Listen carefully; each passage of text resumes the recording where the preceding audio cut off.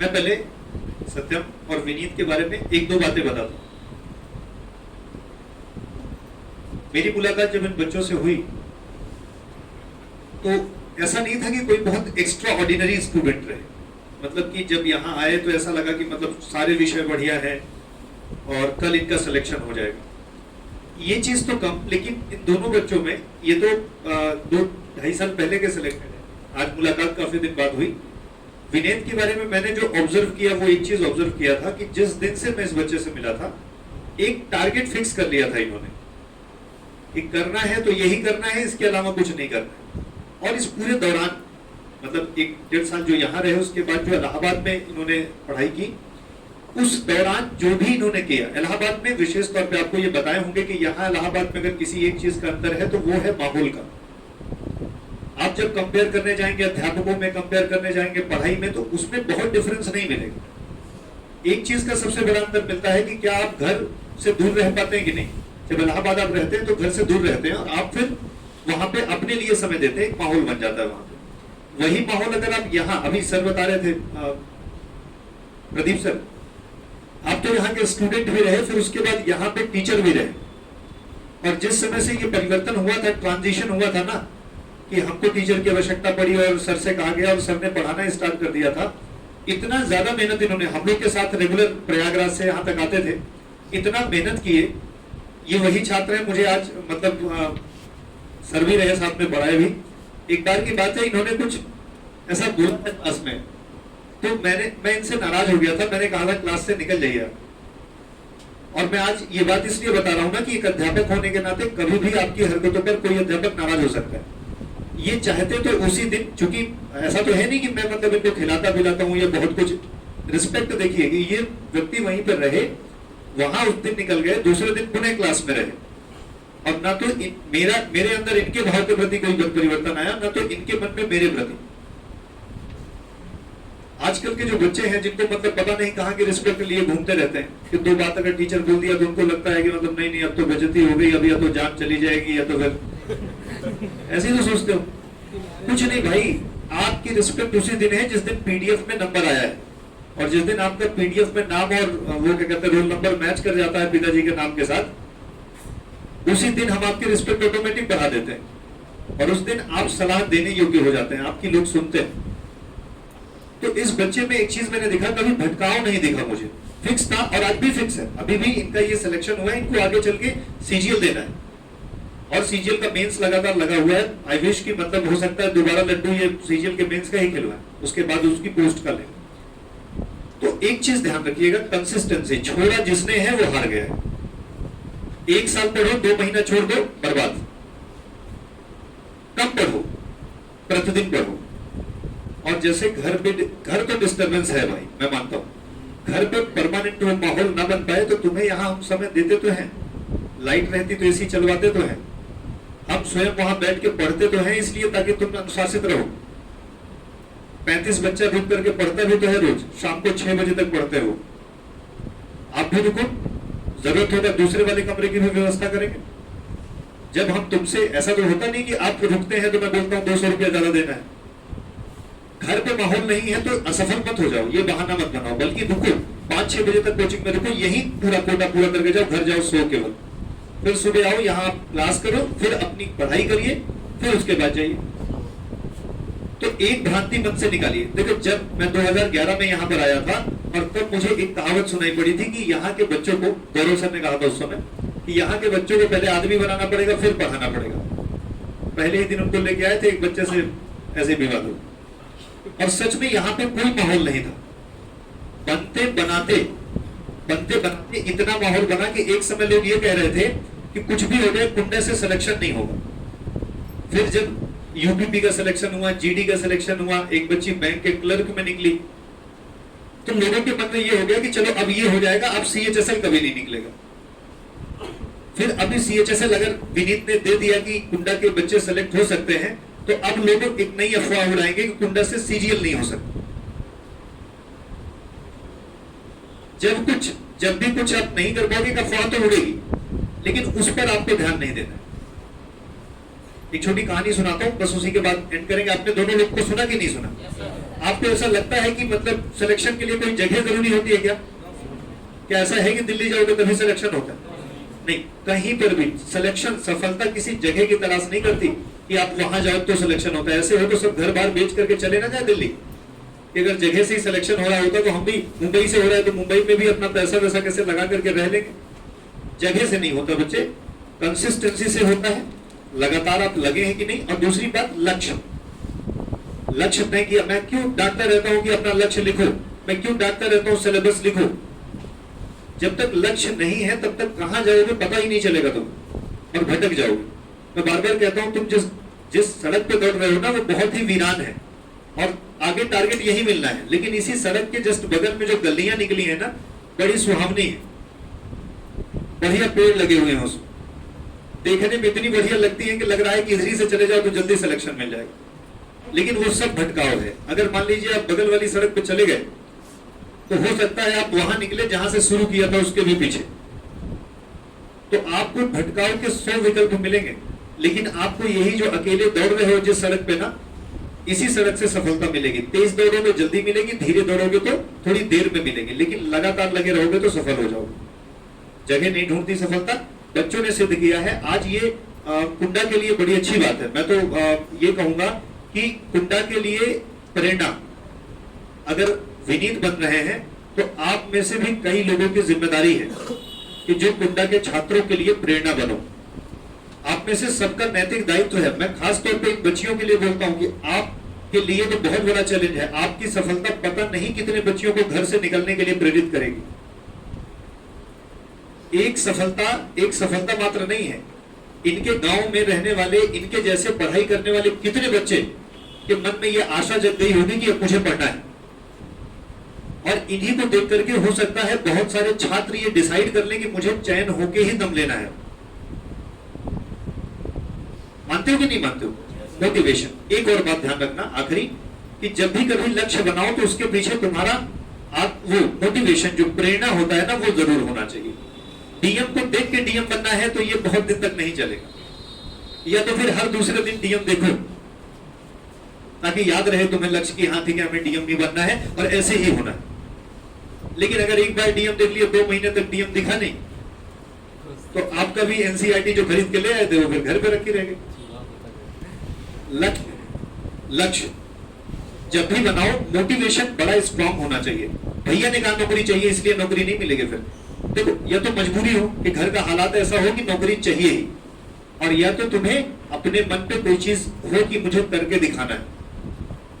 बहुत आराम से अगर पढ़ोगे तो नौकरी भी आराम से ही आएगी। मैं नहीं कहता नहीं आएगी, देर लगेगा। 2 साल का लक्ष्य 4 साल में पूरा होगा, 6 साल। और एक बात प्रदीप सर ने बहुत बढ़िया कही कि 1-2 साल ये जिस रास्ते पे कूदे हो ना, यहाँ के लिए 2 साल तो केवल सर्विसिंग है।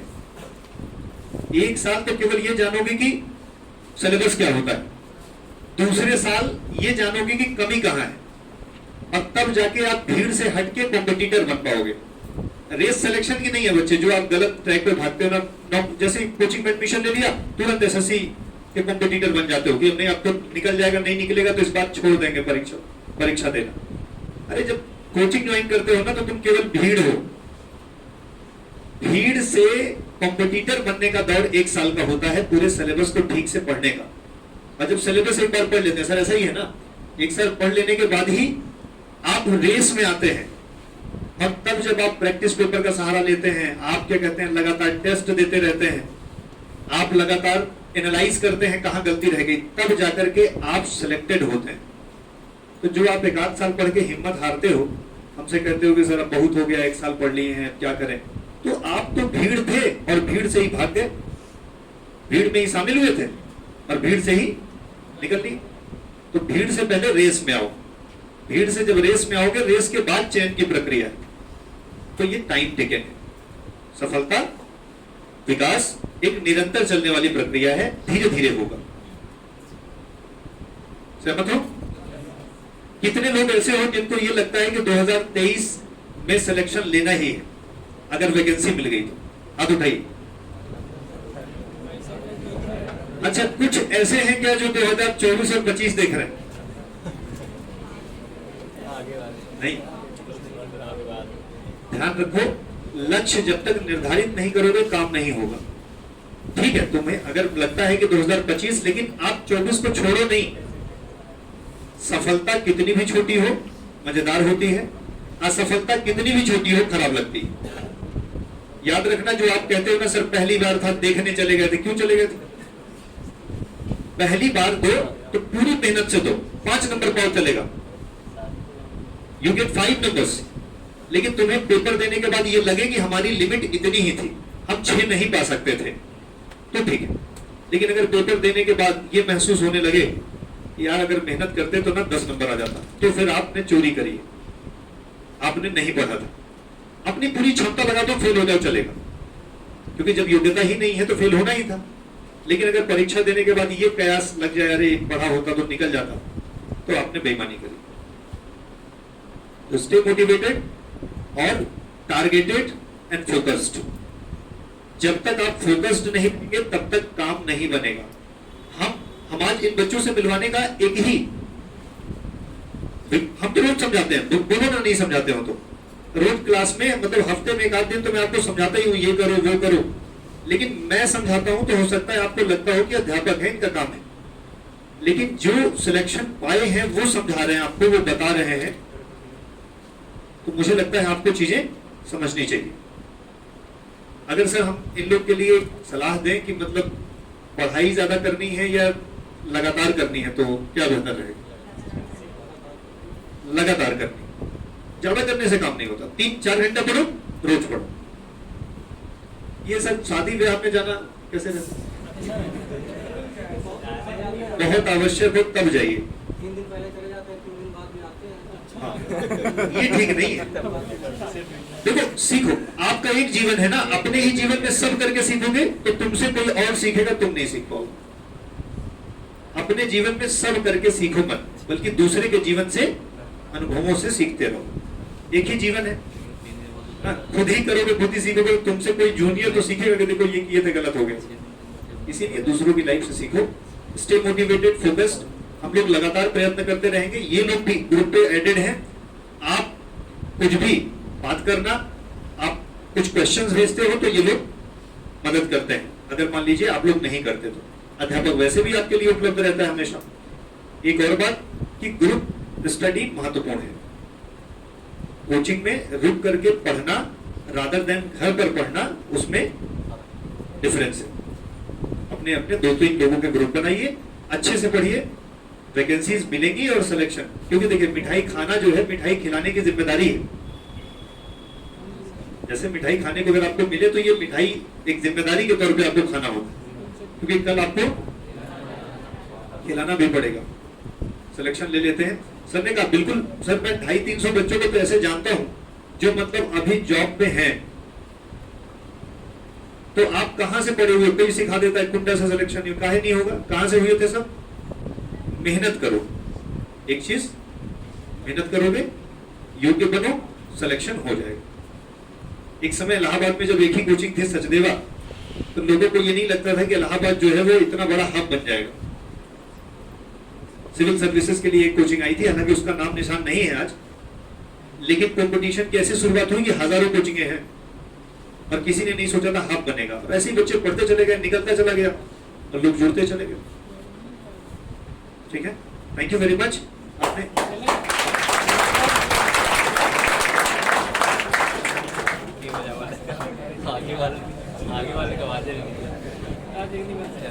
विनीत से थोड़ा और बात करेंगे। जैसा कि CHSL में सिलेक्टेड है और CHSL का एग्जाम भी आने वाला है, तो इनसे जानना चाहेंगे कि किस सब्जेक्ट को कितना इंपॉर्टेंस दिया और स्पेशली मैथ्स को कैसे हैंडल किया। ठीक है, तो ध्यान से सुनना, इनका एग्जाम है।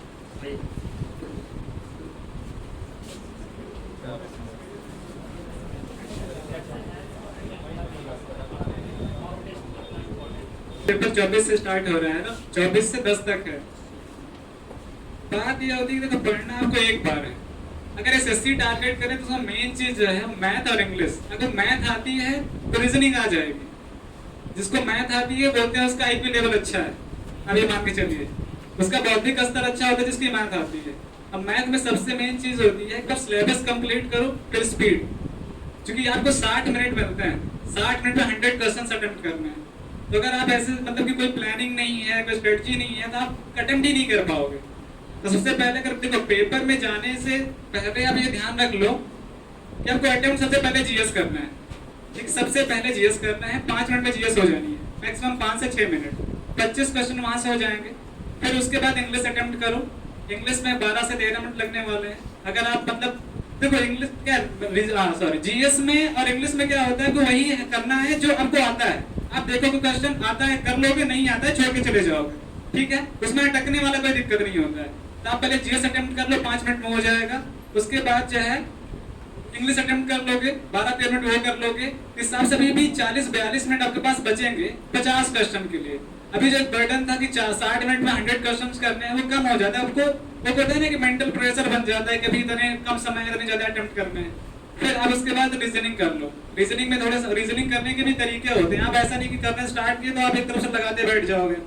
पहले अटेम्प्ट में वही क्वेश्चन छो जो आपको देख के लगता है कि मैं कर लूंगा, जो लग रहा है कुछ भी नया है, आपने नहीं पढ़ा है, उसको टच ही नहीं करना है। पहली बार करोगे तो रीजनिंग एसएससी कर रहे हैं तो रीजनिंग तो आनी है ना, बिना रीजनिंग तो होता नहीं है। अब रीजनिंग करने जाओगे तो 17 से 18 क्वेश्चन आप कर लोगे। एक पहले गो में 10 मिनट लगेंगे। जैसे मान क्या होता है कि रीऑर्डरिंग करना होता है, अगर जो चीज समझ में आ रही एक बार करोगे तो 17-18 क्वेश्चन 10 मिनट में कर लोगे, बाकी 7-8 क्वेश्चन उसको छोड़ दो। फिर से एक बार एक को और कर लो, आपको लग रहा है कि सॉल्व करने से आ जाएगा, तब भी मतलब ये होता है ना कि आप टाइम कितना दे रहे हो। आपको लग रहा है जो चीज नहीं आएगी बिल्कुल छूना ही नहीं है, एक तो क्वेश्चन और कर लो। अगर 20-22 आप कर लिए तो 3 क्वेश्चन लग रहा है कि सॉल्व करेंगे तो आ जाएगा, लेकिन टाइम लगेगा, तो उनको टच ही नहीं करना है। फिर चले जाओ सीधा मैथ पे, मैथ करो पूरा। मैथ भी वो ऐसे आपको लग रहा है कि क्वेश्चन की लेंथ बहुत बड़ी है, मतलब 3-4 लाइन का क्वेश्चन है, अब पढ़ोगे तो 1 मिनट उसी में लग जाएगा पढ़ने में समझने में। तो उस क्वेश्चन को पहले को में नहीं करना है कभी भी, उस क्वेश्चन को स्किप मारो। आपको भले लग रहा है पार्टनरशिप का क्वेश्चन आता है 3 लाइन का क्वेश्चन होता है, आप पढ़ोगे 1 मिनट लगेगा, समझोगे सॉल्व करने में 3 मिनट लगेगा, आपको पता है कि आ जाएगा, लेकिन टाइम ज्यादा लेके चला जाएगा। पहले को में उसको नहीं करना है।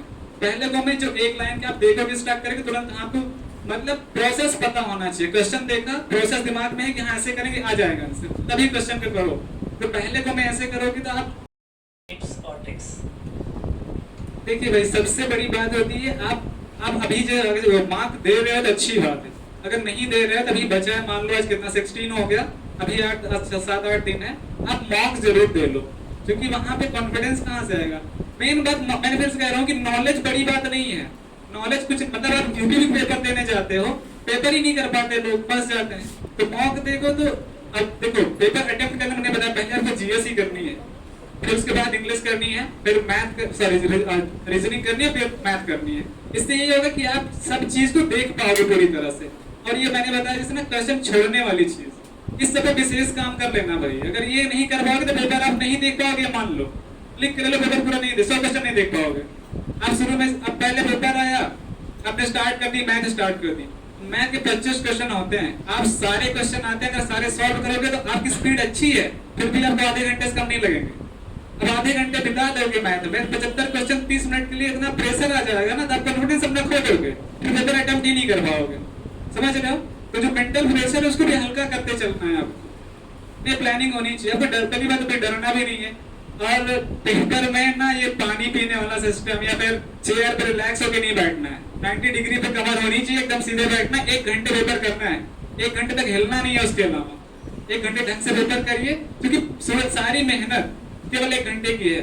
1 घंटे परफॉर्म करके आ जाओगे तो अच्छा है, नहीं तो फिर समझ ही रहे ना, सारी मेहनत फिर ये होता है 1 साल वेट करो, 1 साल फिर वैकेंसी आएगी, फिर ना एक डिमोटिवेशन भी होता है, नहीं होता है तो यार हो ही नहीं रहा है। इस चीजों का ध्यान रखो कि पेपर अटेम्प्ट करिए पहले, जैसे मैंने प्रोसेस बताया ऐसे करो। तो बाकी जीएस आप मैं तो कहूंगा जो एसएससी वाले हैं स्पेशली, लेकिन हाँ देखो जीएस का भी इग्नोर मैं कहता हूँ कि जीएस कम पढ़ो, लेकिन जीएस इग्नोर नहीं कर सकती, क्योंकि जीएस आपका सिलेक्शन करवाती नहीं है, लेकिन सिलेक्शन रोक देती है, जान लीजिए। समझ रहे हैं कि नहीं? अगर आप जीएस में 15 नंबर लेके आ रहे हैं, कोई पर्टिकुलर बच्चा है वो 30-35 नंबर लेके आ रहा है, तो आप तो बहुत पीछे है उससे, है ना। इसलिए जीएस भी पढ़ना जरूरी है। जीएस का स्टैटिक पोर्शन तैयार करो, मान लो इस बार जो हो गया, नेक्स्ट के लिए जो देखेंगे, अभी एमटीएस है जुलाई में, उसके लिए जो देख रहे हैं कि एमटीएस के लिए जब जीएस तैयार करो तो सबसे पहले स्टैटिक पढ़ डालो। डेट एंड थीम एक क्वेश्चन आना है, बुक एंड ऑथर का एक क्वेश्चन आना है ना। अब देखोगे पेपर करके तो फिक्स होता है चीजें, ये चीज एक चीज आनी ही आनी है ना। तो वहां से अगर भी 2 क्वेश्चन आने हैं तो देखोगे तो देखो अगर हिस्ट्री की बात करोगे तो आप क्या पढ़ लो, मौर्य काल, गुप्त काल, एंशिएंट हिस्ट्री खत्म हो जाती है, ज्यादातर क्वेश्चन यहीं से बनते हैं। इस आपको पता कैसे चले, जब मॉक लगाओगे बार बार देखो क्वेश्चन कहाँ से रिपीट हो रहे हैं, तो मॉक का बहुत बड़ा रोल है। अब इस पे जा रहे हो तो जीएस के लिए सबसे बड़ी वो पहले स्टैटिक तैयार करो और करंट भरते रहो, करंट मेन चीज है। बाकी आप डेप्थ में, जो कि जीएस क्या है भाई, अनएक्सपेक्टेड है जीएस में मेरे कभी स्कोर नहीं आए हैं, इस बार मेरा 25 आया था, बहुत खुश हूँ।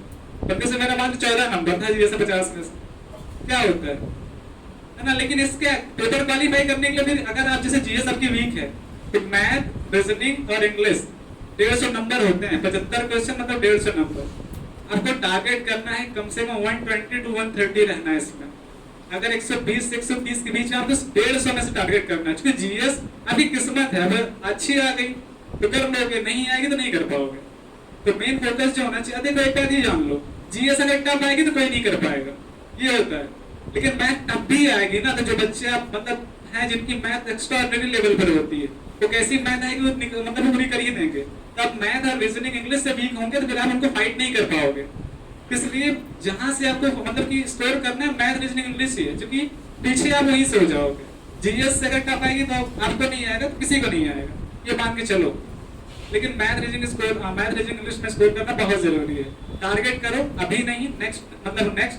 देखो पेशेंस रख के करिए भाई। मैंने जैसे बताया कि मैंने बहुत सारे पेपर दिए, मैंने पेट दिया और भी जितने पेपर दिए, एक बार पढ़ने के बाद आपका पेपर कोई रुकेगा नहीं है, मान के चलिए। एमटीएस भी मैंने क्वालिफाई किया, सीजीएल भी, 10+2 भी, पेट भी, इसके पहले जो भी पेपर दिए, कभी ऐसा नहीं मेरा रिजल्ट खराब हुआ। पढ़ना एक बार होता है, उसके बाद मॉक टेस्ट की बहुत ज्यादा वैल्यू है। जैसे यहाँ पे भागते हैं लोग, मैं फिर से कह रहा हूँ, जब मैं था तो मेरी भी ये हाल थी। मैं यहाँ पे था, सर जब मॉक करवाते तो ये होता कि तैयारी नहीं है, मॉक क्या कर देंगे, नहीं देंगे मॉक। लेकिन तभी से अगर दे दिए तो शायद 1 साल पहले सिलेक्शन हो गया होता। समझ रहे हैं कि नहीं, और पहले हो सकता है सिलेक्शन हो गया होता। तो मॉक की बहुत ज्यादा वैल्यू है। अब मॉक केवल देने से मतलब नहीं है, एनालाइज करना भी बहुत जरूरी है। आपको मॉक दीजिए तो एनालाइज करिए कि क्या है, आपने क्या करा है, जो क्वेश्चन आपसे गलत हुआ है क्या वो गलत होने लायक था कि नहीं, जो क्वेश्चन आपसे छूटा है क्या वो छूटने लायक था कि नहीं छूटा ना। अगर आप बाकी 70% लोगों ने कर रहा है, अब आप छोड़ के चले आ रहे हो, तो फिर समझ लो आपकी वो कमी है ना। अगर 5% लोगों ने करा है, आपने नहीं करा है, तो समझ लो कि टोटल ठीक ठाक लेवल का था, मतलब नहीं होगा कोई दिक्कत नहीं, आपसे पीछे नहीं हो जाओगे। लेकिन जो कह रहा है कि जो हर एक लड़के 80% लोग कर रहे हैं, 70% लोग कर रहे हैं, आप नहीं कर पा रहे हो, मतलब आपको पढ़ने की जरूरत है, सेक्शन पे काम करने की जरूरत है। एनालाइज यहीं से करा जाता है कि एक्यूरेसी लेवल अदर लोगों का क्या है, क्योंकि एक अच्छा कॉम्पिटिटर वही होता है जो अपनी कमियों को एनालाइज करता है और उसको दूर करने की कोशिश करता है ना। पेपर देने के लिए पेशेंस के साथ दीजिए, 1 घंटे देना है, बहुत डरना वरना नहीं है, कोई टोक नहीं होता ना पेपरों पर। जितने पेपर दोगे सब निकल जाएगा, बस एक बार ढंग से सिलेबस कंप्लीट कर लो, फिर मॉक करो और इस पे रहो अपने फोकस पे ना। जो भी आप एक टारगेट कर लो उसको बस पढ़ते रहना है।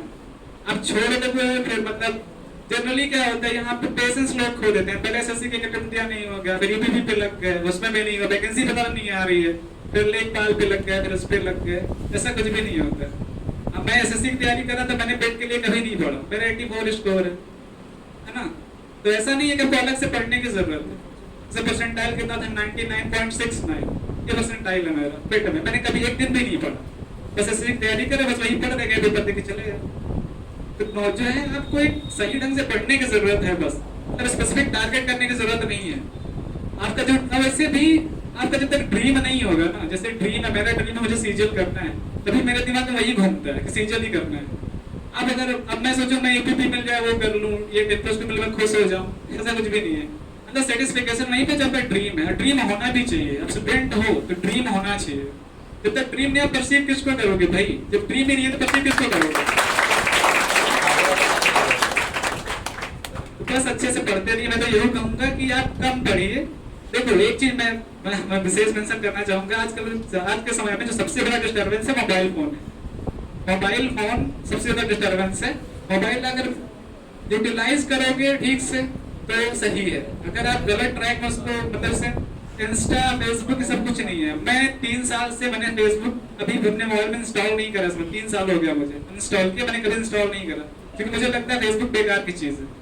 व्हाट्सएप का काम करता रहता है, आपको इन्फॉर्मेशन मिलती है, मान लो ग्रुप में किसी ऐड हो, स्टडी मटेरियल मिल जाता है ना। बाकी ये ट्विटर है, इंस्टा है, सब कोई मतलब नहीं आपके जीवन में। अब सेलेक्ट हो जाओगे तभी सब चलाना पूरी जीवन पड़ा है पूरा।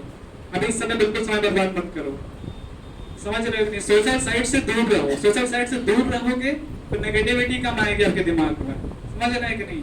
और चूंकि आप देखो यूट्यूब हम लोग पढ़ते हैं, ऑन करते हैं पढ़ने के लिए, शॉर्ट्स देखते देखते घंटे कब निकल जाते हैं पता नहीं चलता है। तो सेल्फ कंट्रोल भी होना चाहिए। तो मेन चीज होती है प्रायोरिटी। आपके पास दो ऑप्शन है कि आज आईपीएल का फाइनल है, आपको पढ़ना है, आप प्रायोरिटी किसको दे दो ये भी मैटर करता है। प्रायोरिटी मेन चीज है, स्टडी आपकी प्रायोरिटी होनी चाहिए किसी भी चीज के लिए। फ्रेंड्स के साथ पार्टी करनी है, पार्टी है, अब पढ़ना भी है तो प्रायोरिटी किसको है। अगर आपको जाना भी है तो देखो मैं नहीं कहता कि निमका मत जाओ ना, पार्टीज में मत जाओ, दोस्तों से मत मिलो, लेकिन अगर आपको जानना है तो आप पहले अपना स्टडी कंप्लीट कर लो। आपको पता है कि शाम को दोपहर में आप रेस्ट करते हो, आपको पता है शाम को पार्टी में जाओगे, दोपहर में रेस्ट मत करो, पढ़ लो दोपहर में, शाम को पार्टी में चले जाना, आपकी पढ़ाई भी मैनेज हो जाएगी, आपकी पार्टी भी हो जाएगी, है ना। तो प्रायोरिटी बहुत जरूरी है स्टडी में। फोकस रहिए, पढ़ते रहिए, सिलेक्शन जरूर हो जाएगा। एक दिन आप यहाँ होंगे, मैं जानता हूँ, अगर आप मेहनत करेंगे एक दिन यहाँ होंगे आप।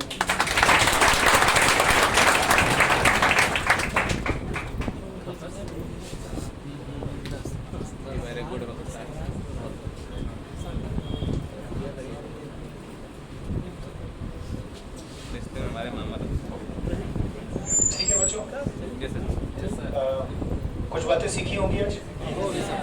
बहुत पढ़ाई से ज्यादा ये मोटिवेशन होना बहुत जरूरी है, और मोटिवेटेड रहोगे तो एक टाइम आपका लक्ष्य यही है यहाँ पर आना, और यहाँ पर आने के लिए मेहनत तो सेक्रीफाइस तो करना पड़ेगा ना, तो सेक्रीफाइस करो और मेहनत करो। ये सारी शुभकामनाएं, और बहुत बहुत धन्यवाद विनीत को कि उन्होंने गोंडा को गाइड किया। इसके 2 साल पहले के सिलेक्शन है, और लगातार यहाँ पे पास ही बद्री में पोस्टेड है। और आज बहुत दिन बाद मुलाकात, रास्ते में तो कभी कभार मुलाकात हो भी जाती थी कि जब जॉब पे जाया करते थे, लेकिन आज काफी दिन बाद मुलाकात हुई। एक अध्यापक एक ऐसा जीव है, उसका स्टूडेंट जब भी सिलेक्ट होता है तो उसे अप्रत्याशित खुशी होती है। पेरेंट्स के बाद अगर किसी को खुशी होती है तो वो आपके अध्यापकों को होती है ना।